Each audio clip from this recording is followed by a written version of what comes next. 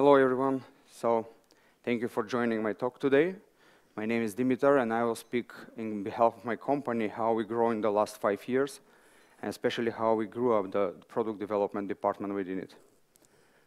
So just a few words about my company.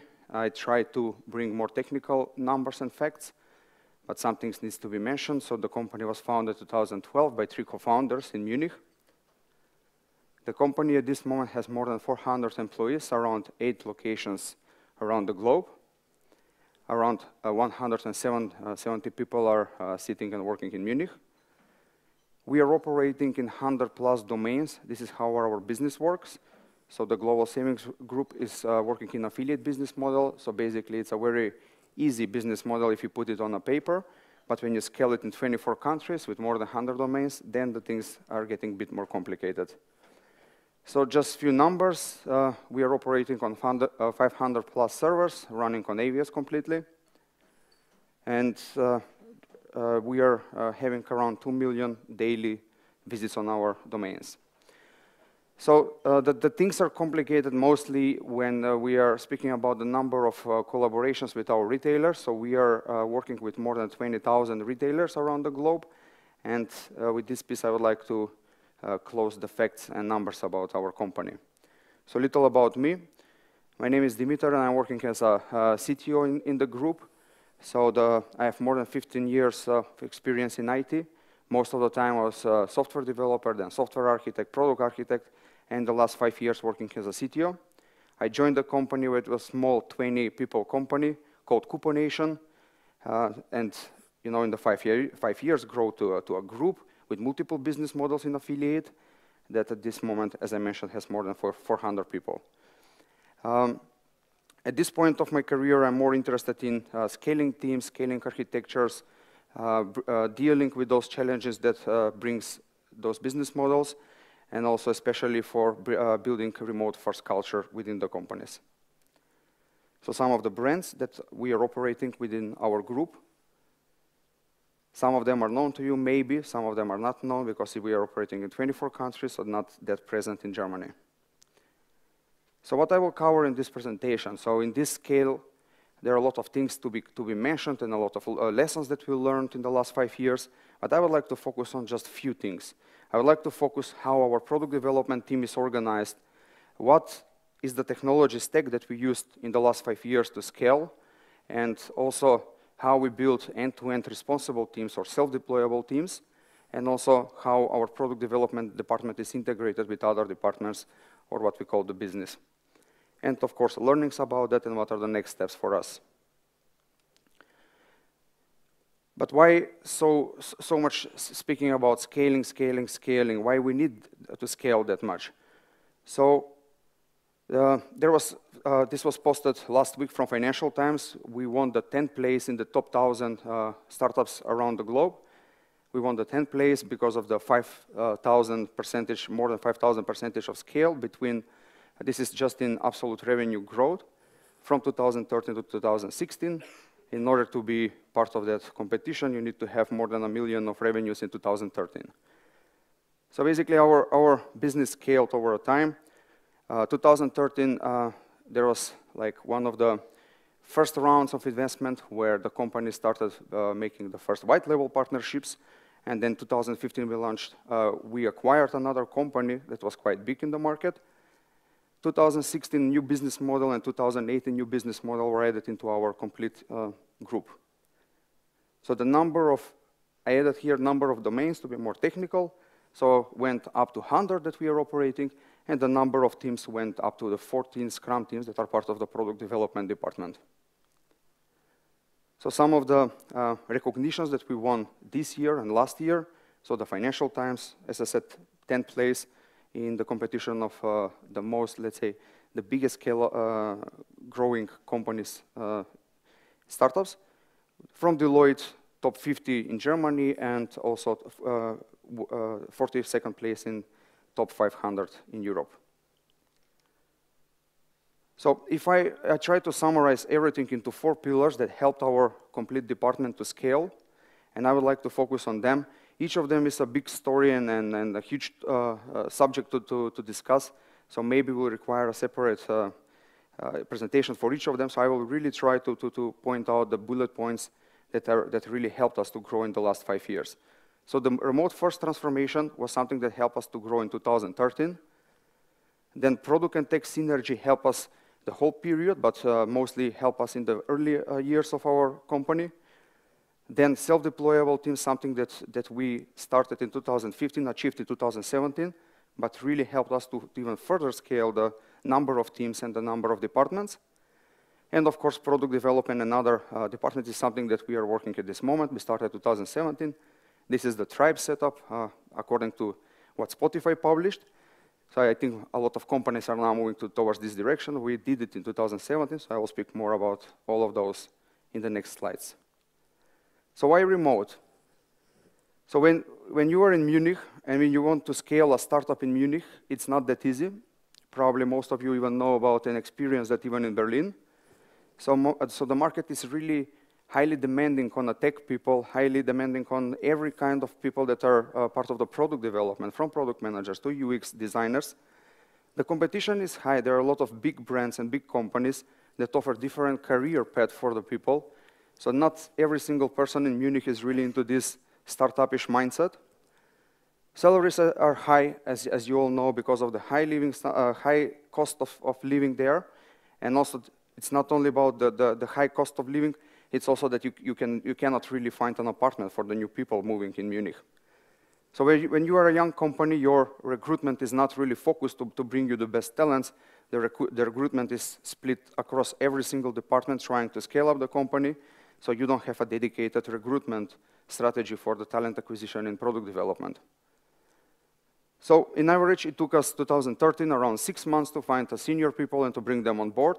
This is without the onboarding period, just to take them and to bring them in the company.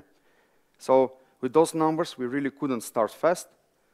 So then, luckily, I have my previous experience working remotely and building remotely teams.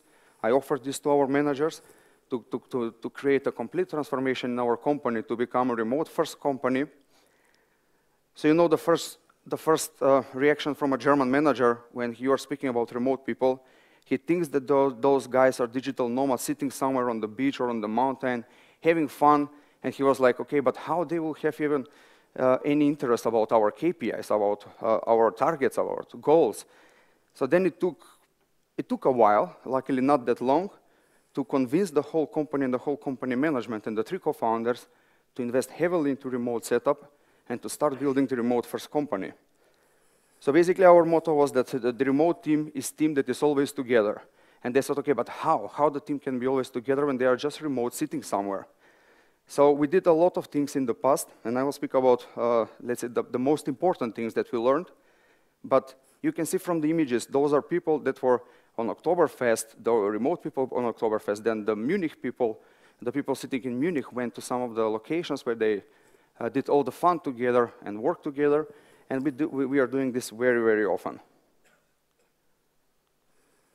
So what is the most important thing when we are speaking about remote-first transition? So you really need to convince the top management to transform the whole company. This is not trying game. You cannot try to be remote, because if you try, you will fail. So it's all in game. So you really need to spend time to dedicate time on that, to dedicate resources on that, and to do it. Otherwise, you will just not do it. Otherwise, you will just always put something that nobody wants to do it in your in-house team to the remotes, and you will always have these client-provider problems that are there. So then, when I joined 2013, there was a huge whiteboard with every single ticket done in Jira, but then replicated on the whiteboard with different colors.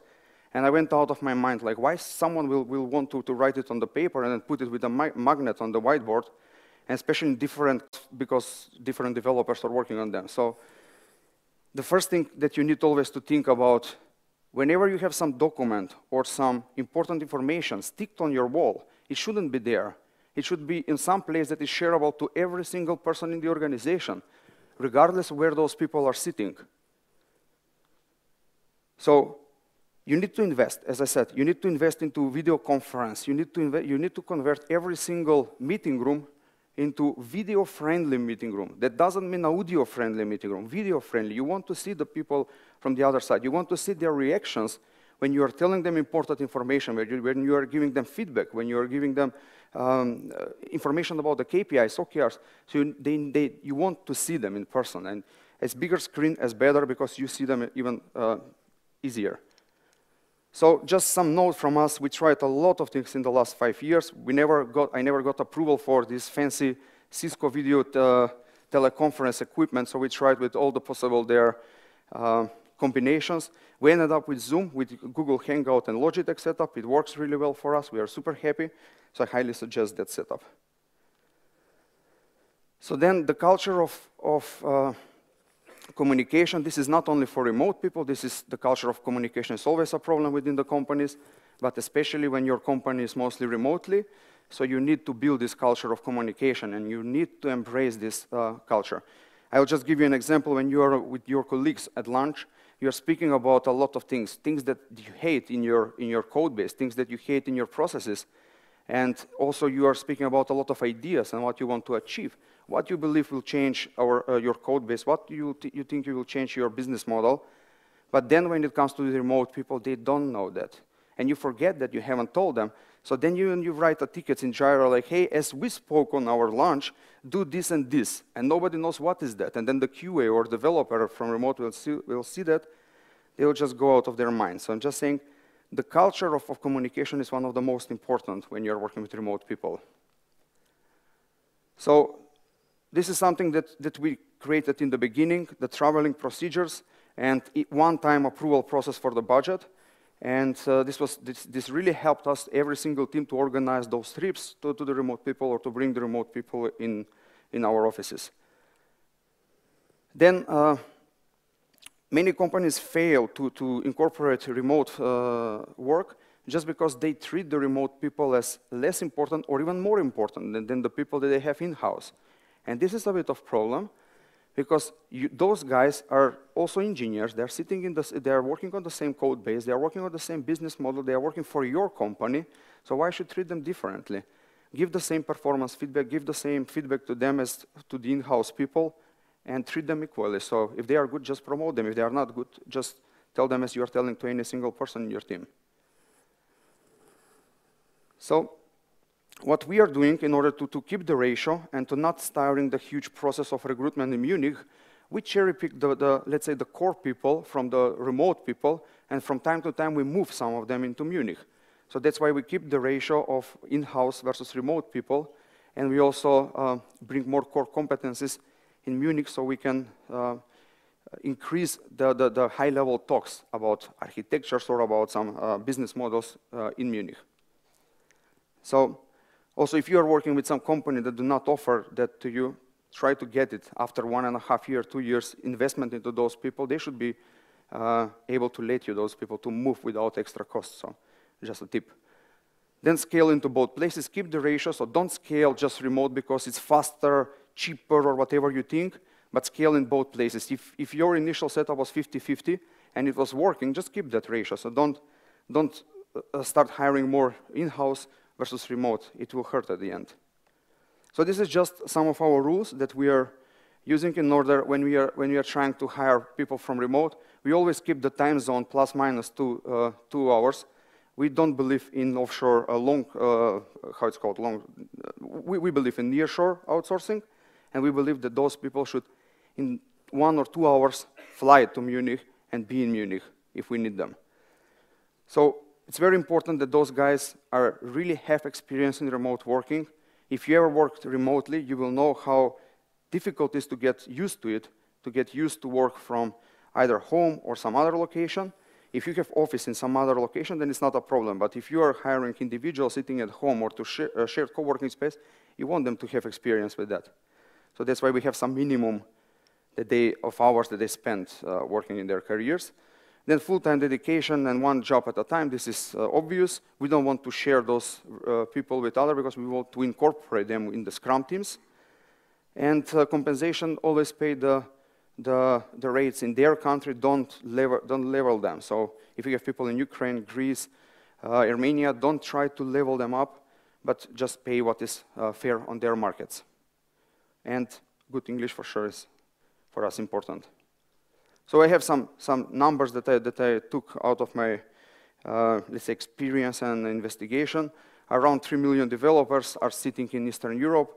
From 15 to $30 per hour is the average rate for let's say, JavaScript, Java developer in that region. And 80% of them work in the Central European time zone. That is okay for us. And 50% will relocate after a year working for you. If they like the team, if you like them, they are super happy to relocate in your company. So it's a nice recruitment process also. So our team organization, the management, so the product owners and engineering managers are all in Munich. Then the team leads, now we started experiment to have some remote team leads. So far it's working good, but we will give that a try for a while to see if that will really work. And our development team is 30% in Munich and 70% remotely. So in a size of 100 people, you can get the numbers. So the second pillar, this is the product development versus tech and product. So we learned by heart that this is our team structure. So we learned that if we have only the product owner responsible for the product, then, and the tech person or the tech lead responsible only for the tech part of the product, you will get into the blame game that you can never exit from. So we decided to take it to the next level and to say, no, you two guys, you are responsible for the overall product. So the current team is organized like this. This is one Scrum team. Not every Scrum team has all those resources. This is just an ideal case. So the bottom resources are shared through other teams. So basically now the product manager and the tech lead in our Scrum teams are really responsible for the overall KPIs about the product, for the product health. So there is no like, okay, is tech responsible now, why something failed? No, it's those two guys that are responsible for that. The stakeholder management, the technical architecture, and also everything about the reporting about the product success, the releases of the product, and so on. So we scale this also not only to one team, but we scale to every single team and even above them. And what we got out of this? So first we got that, so when they are defining the KPI, they are always thinking about everything. So they cannot say, okay, I will scale this product if there is no technical architecture that can enable them to scale. So that's why the tech lead is there to say, okay, we can scale up to this level, and if we want to scale further, then I need to do a bit of refactoring, or I need to think about different strategy, and this is your limitation. So then the KPI is more obvious, and the KPI is more achievable or more realistical. And then they work together on the roadmap, and the most important thing is they understand each other. Why? Because the product manager is always present in our technical discussions, in our discussions about refactoring, about the unit test coverage, about our unit test complexity and so on, the testing complexity, and they know what kind of struggle the team has and why they need those technical changes. So it's not only, okay, you have the buffer of 20% in your time, use it to make the technical changes, and I will think what to do with the 80% that is left. So if sometimes it's needed, 2 sprints are spent just for the technical improvements, just because they are enabler the product to continue growing. And it is the vice versa. So the tech lead is always present in the user interviews, so he knows how the users struggle, so he knows what user wants and needs, and then he's okay if the product says, okay, next 2 sprints we need to dedicate to improve this user functionality that will affect this KPI. So it helps us a lot. I mean, it's a trivial thing, but it helps us a lot to finally close those finger pointing and blaming game and to go faster and make forward. So then when you scale this is one tribe with 4 Scrum teams. So we also put on the top of the tribe a combo of product owner and engineering manager to lead the whole product development department in that particular tribe. So that means, again, there is no product owner responsible for the whole product. There is no engineering manager responsible just for the tech part, but they are both responsible for that. Of course, always with help of data analyst and BA data science. So the third pillar, this is the technology. For sure, you need to enable technology in order for the company to scale. So when I joined 2013, I inherited something that was created before. So it was probably most of the companies started with this kind of setup in the past. So it's a PHP Zen framework that has front-end admin panel, Has some other functionalities like the cron jobs, clickout, CLI, and other small functionalities, and they were all in one code base, serving one database and serving one country. This was Germany, so this was couponation.d back in time. And there was only one team working on everything. So when they were there front-end tickets, they were just working on the front-end tickets. One of those guys is front-end developer, one is back-end developer, one is QA, and you know how that works. It's usual process. And that's fine, until you need to scale. So this is what happened. When I joined, there were only 4 countries. But in the same year, the teams for content delivery, offices were open in other locations. The company got the funding just before my arrival. So they started scaling. So how do you start scaling such, let's say, monolith? You just copy-paste 14 times. And this is what they did, what we did. When I joined, we were already on 5th, so I just continued by 14 instances of that. And you can imagine what kind of issues that brings. So that brings managing 14 databases, patching those 14 databases, deployment on 4 application servers. One goes, one deployment doesn't go. This is Poland, but it's blocking Brazil and so on. So it was a bit of struggle to get it right. And of course, if you want to make a staging environment, then you need to duplicate the whole environment to make staging and CI for the automation test again. And for example, if 2 QAs are working in the same country because there are features for the same country, they cannot just make one instance to be initialized in that branch. So it was, again, a problem. So we started, but things to not be that simple, start even being more complicated when our sales team started pitching for white label partnerships. So they start pitching around, I'm just taking Germany now as example, all the magazines to sell them our white label solution. And luckily they were successful, luckily for them. But for us that means that now we need in the same country to really take the front end out and to deliver to 4 different partners. And the business model is like that they should always be on a separate server. There should be never any kind of similarity between themselves. Otherwise, Google will put you in this penalty for the SEO similarities, and so on and so on. So then you just scale to 14 countries. Then every single country, their sales team started pitching for white labels. So the first thing that you are doing at that moment, you are just separating and making a layered architecture. So yeah, Zen framework, business model is good.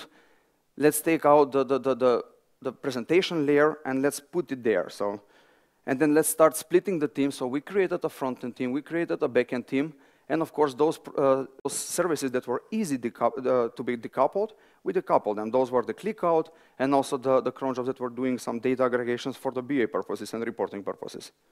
So then the BA got those famous services. So this is still early stage 2014, so it gives you a bit of decoupling. So what you achieve with what we achieved with that was, okay, we had now 3 teams. They are not dependent to each other to deploy, to deliver, to build, to test. So it was kind of okay in 2014. And also in multiple countries, there were not so many white labels, so we were around 20 domains, so it was still okay.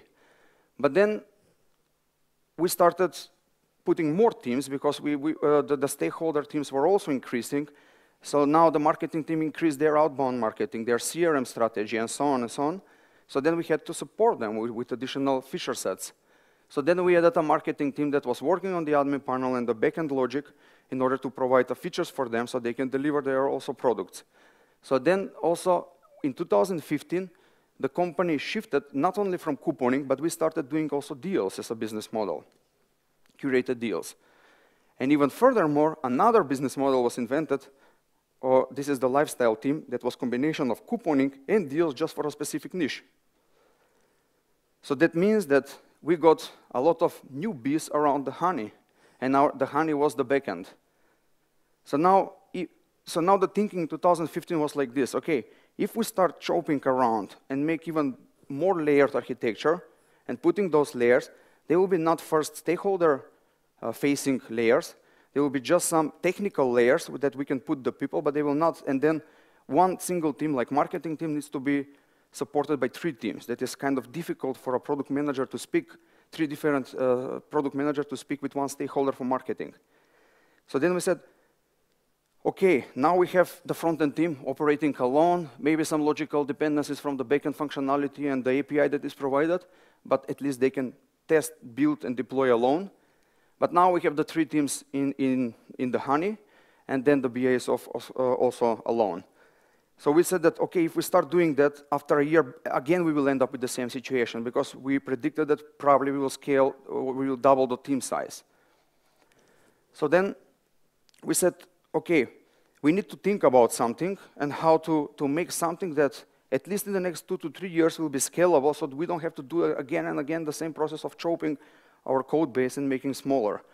So the first thing was that we decided in 2016 that, okay, we need to merge all the databases. This is obvious. We cannot survive with 14 persistence databases out there. So this was easy process.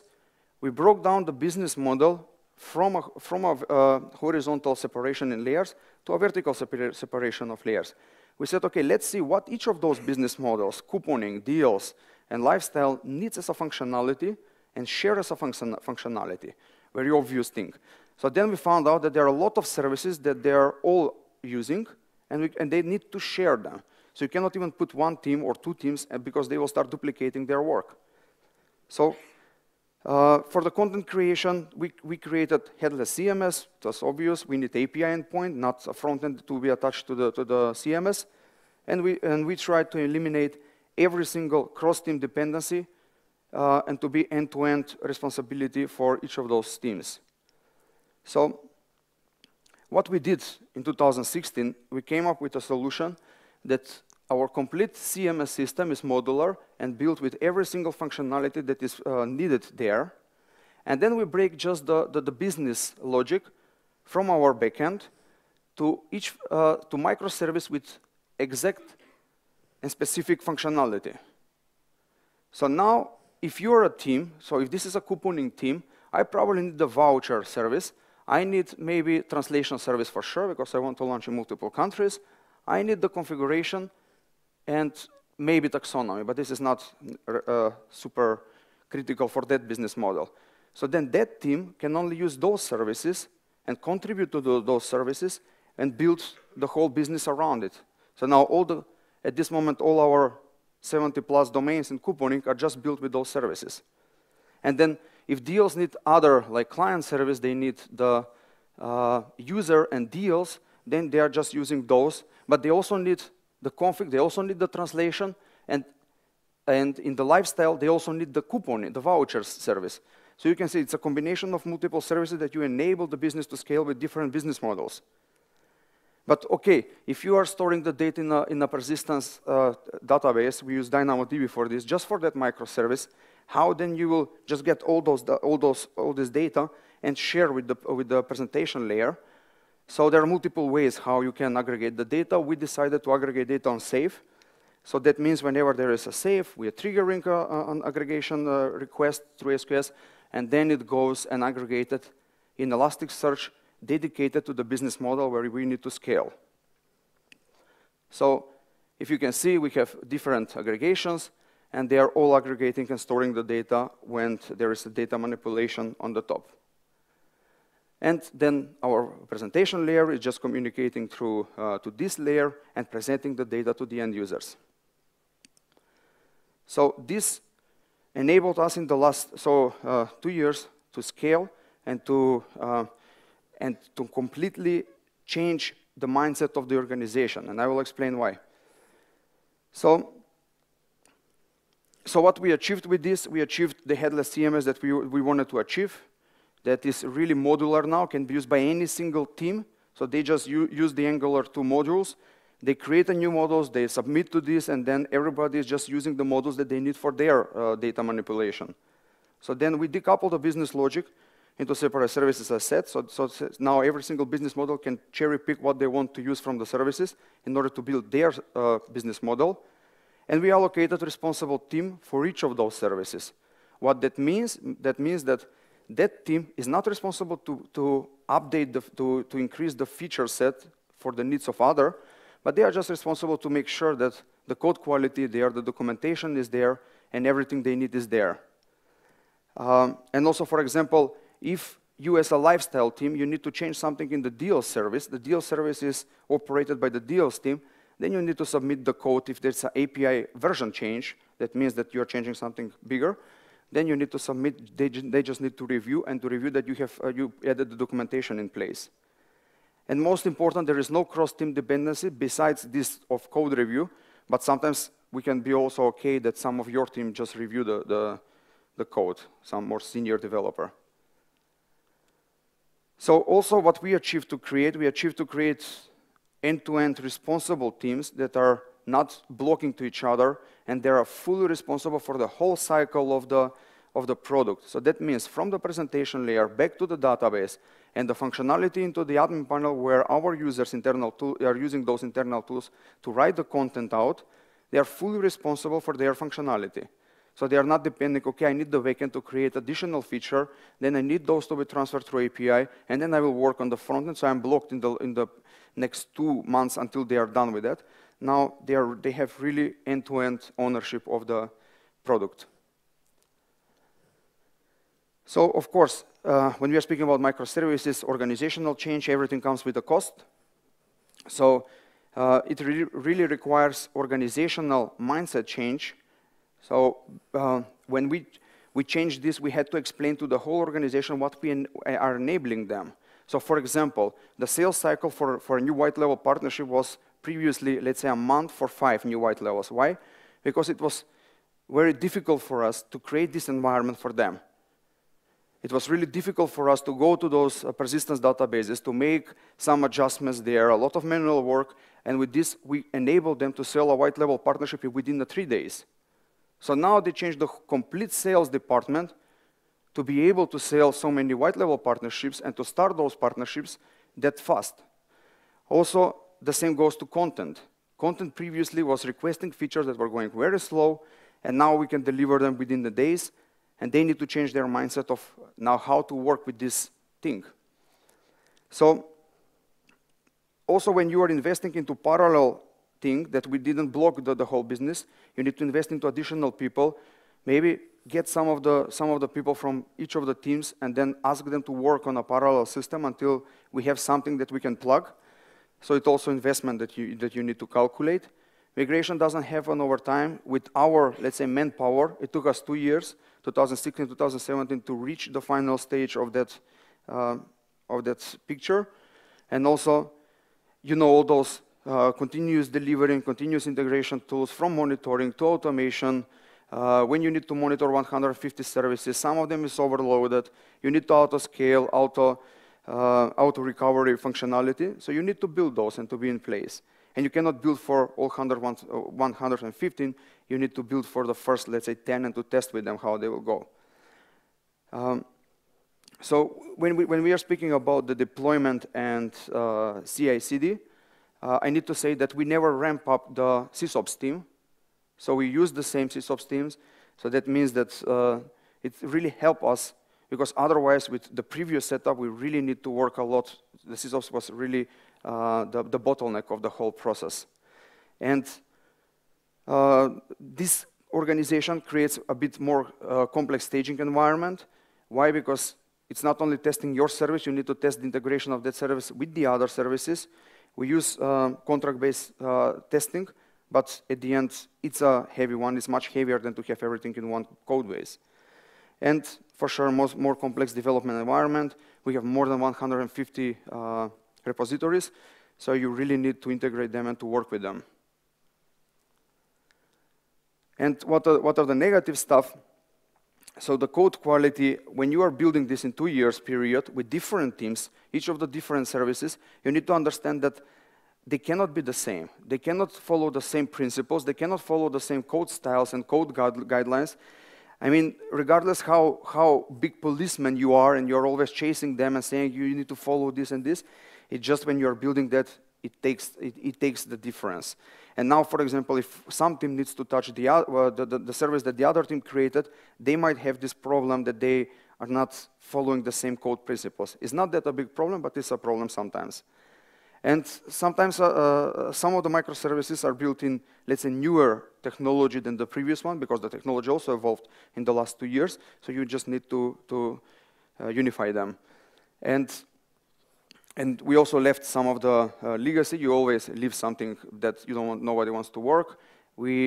And this is kind of a problem at this moment because there is no ownership of that. Previously with backend, frontend, you always know that you can go to backend team and they need to fix everything that is related to PHP. Now, it's not that much left that people want to go in and work with it. And documentation and code reviews, of course, different team, different mindset. Some of the teams just click, okay, it's approved. Some are going really deeper.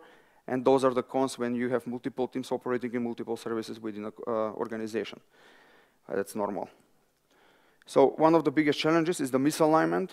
So just recently we found out that we have 4 teams built similar service, very similar service. So we have now 4 services for the client discovery. Luckily it's a small service. But one of the biggest challenges is how to align the roadmaps. I mean, they need to know what they are building. They need to communicate to each other what they are building in order not to rebuild the stuff. So this is the biggest challenge that we are trying to solve at this moment. And what is next?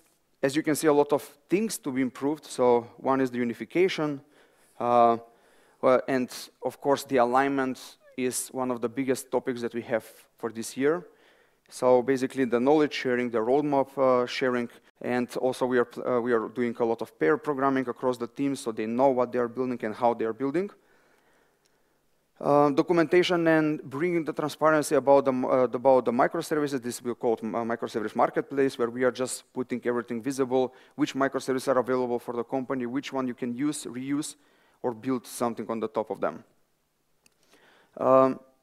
Clearing the legacy services, even further automation testing, and what we are trying to achieve is staging-less environment, but we want to start testing on production. We'll see if we will achieve that in 2018. So the last pillar is something that we tried last year, as I said. This is the tribe setup, luckily shared with all of us by Spotify.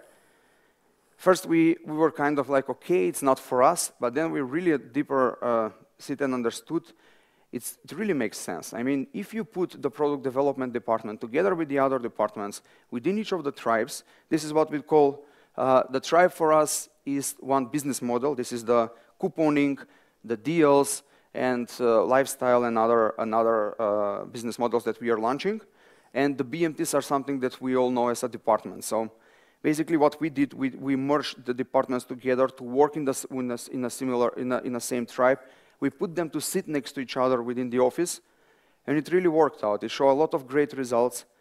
And so how that helped us?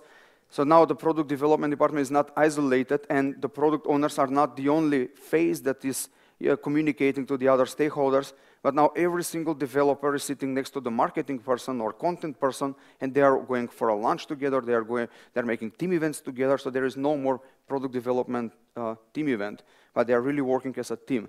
That brings to the creation of the roadmaps and KPIs and also following the OKRs.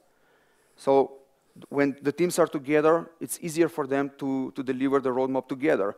And this is what the co-founders are looking for. So they are always looking that the roadmaps are first done across the departments and then shared to the upper management. So also what we are trying now on the sprint retrospectives and other retrospectives to bring the other departments. Sometimes it's boring for them, but sometimes it's super interesting because they understand what kind of struggle we had in the last 2 weeks. So then they are really not blaming if something is not delivered. Otherwise, what happened before was, okay, we asked for this feature, you told us it will be delivered in 2 weeks, it's still not delivered. But when they really understand what was the cause for that, there is no blaming game anymore. So what we achieved previously with product development, I see the same pattern now happening with the other departments. So it's interesting to see the tech people sitting next to the others, so they are not isolated anymore. It's a bit chaotical, it needs a lot of noise cancellation headset, but it works.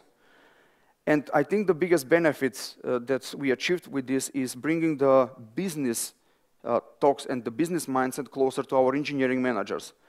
Why? Because now the engineering manager can really understand the business, can really understand the, let's say, the next possibilities, whether it will be next the M&A, next acquisition, whether it will be launching a new country or new white level partnership.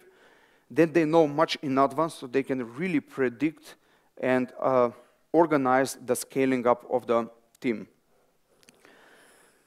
So, to summarize, I really suggest that the companies need to build the remote-first setup.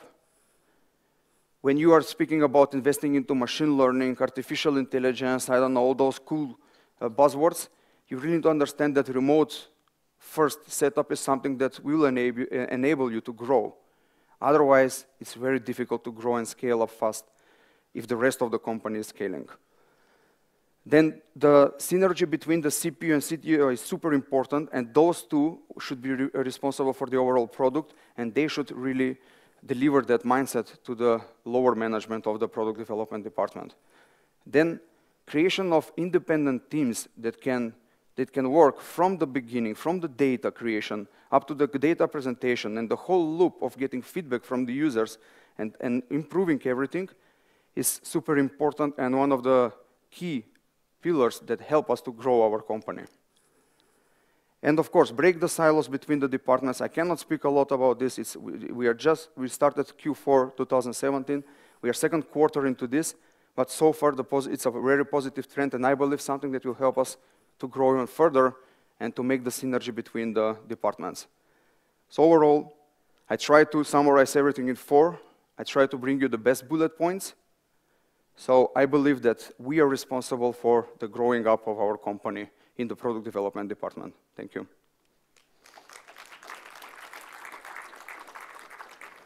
Do you have some minutes for questions? Okay, 5 minutes left. Is there any question? Note, yeah? You said that your teams are all independent because they have their product feature which they work on. Does it never happen that for a bigger feature to complete it, several small teams need to be involved? Yeah, of course. So this roadmap is not that they have their own roadmaps. So even if there is no feature that needs to be done from multiple teams, there is always a KPI that is kind of like dependent of multiple teams. So there is this cross-team alignment, but what we try to never to do is to the testing, the delivery, and deployment to depend on multiple teams. So we don't have that kind of setup that, for example, you are working on one single code base or feature set, and then you are waiting other teams to finish something to deploy. So this is like really from the beginning to the end responsibility. So we don't have multiple teams working on the same piece of code in the same time. Okay, so there's no feature that actually can be deployed, but does make only sense if you have all 3 parts implemented. No, you can, for example, if you want to launch that feature live, then might wait for other to come up. But that's why you have versioning. So that's so one of the teams might be already a few versions before the others because they just have enough time. But that feature to be live, they need to wait other to finish and to deploy.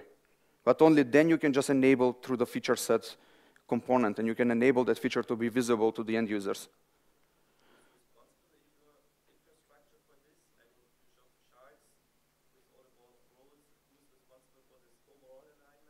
So it's CPU and CTO responsible for everything, but we have also head of development that is more technical, responsible that everything is aligned and unified. Yeah. We moved them to Munich for a few weeks. We do the onboarding, or we send the engineering manager or tech lead there, depends how many people are joining in that period, and then we do the onboarding. Nice question. Yeah.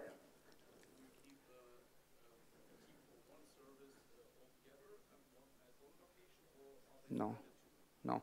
Every single team has 70% of the team remotely. Yeah. So like Scrum team can be responsible for, let's say, 5 to 10 maximum services, and Scrum team is consisting of people in Munich and remote. So there is no dedicated team, I don't know, in Munich that just works on one without any single remote person, no. Any other question? Okay, thank you very much.